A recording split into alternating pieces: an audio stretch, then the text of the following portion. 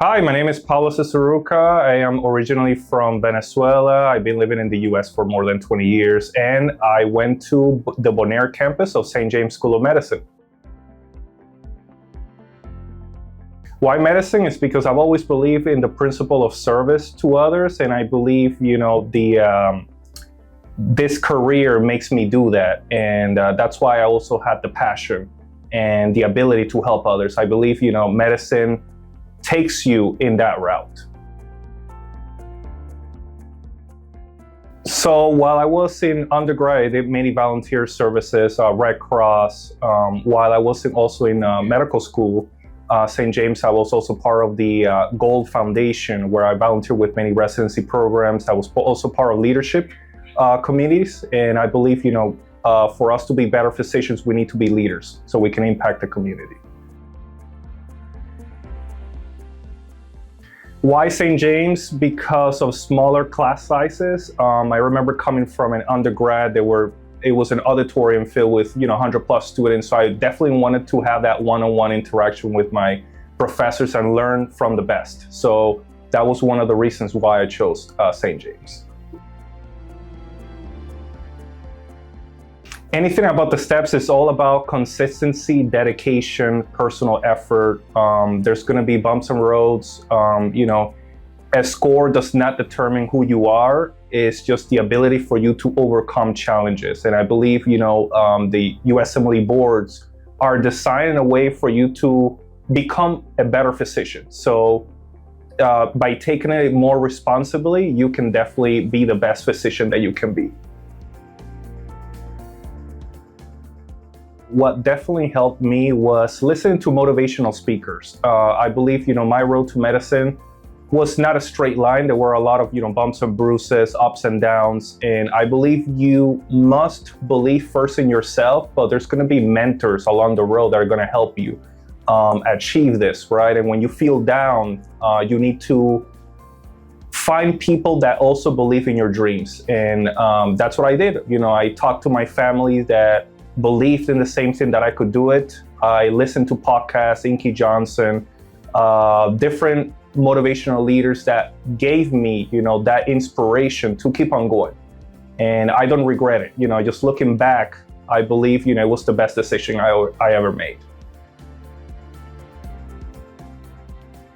So after graduation, I did an externship in geriatric medicine. I was also involved in clinical research. I tried to be involved in all aspects of medicine.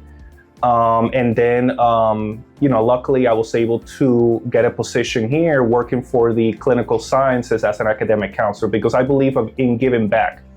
I believe when I was also a student, I remember, when I was in their shoes, the challenges and struggles. So what better way of reaching back and helping somebody else succeed? I believe the first thing, like everyone says, is be yourself. You can't copy somebody else. You have to be genuine. There's no wrong answers. You just have to practice, Dedication and consistency is the key for interview. They practice the questions, right? Typical questions that they usually ask, because at the end of the day, it's a job interview. You want to be basically the person that they really want. So, you got to be yourself. Tell about yourself and all your experience that you can bring to that position. A lot of people mistake this as basically as a medical school interview, but it's not that. It's actually a job interview.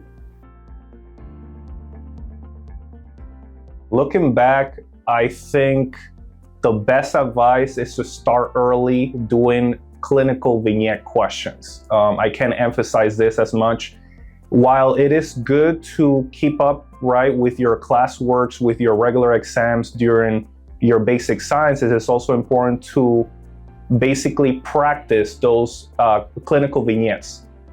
It's okay if basically they're going to be harder, but as long as you try to do them, basically you're going to become a better clinician, and by the time that you're in MD5, you will see that you are able to succeed in these questions, and you have basically an advantage over others as well. So, I'm also a parent. I have a 9-year-old son. it was very hard, especially, as a student, you're trying to support your family. You have basically, you need to work as well as you need to balance your studies. It was very hard, but, the most important thing is that you have a talk with your family. Your family are the best support system.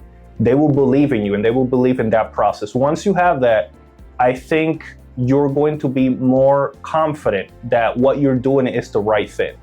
That's the most important. And at the end of the day, if you do the right thing, God will help you in the road. I always believe that.